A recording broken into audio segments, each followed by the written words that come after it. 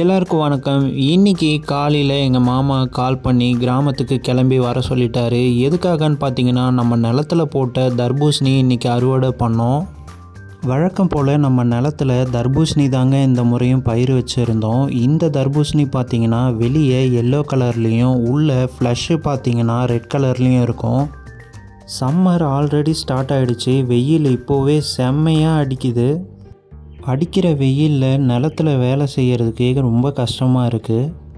Summer சீசனில் வெயிலோட தாக்கத்திலேருந்து தப்பிக்கிறதுக்காக இந்த தர்பூசணியை நம்ம நிறையவே சாப்பிடுவோம்.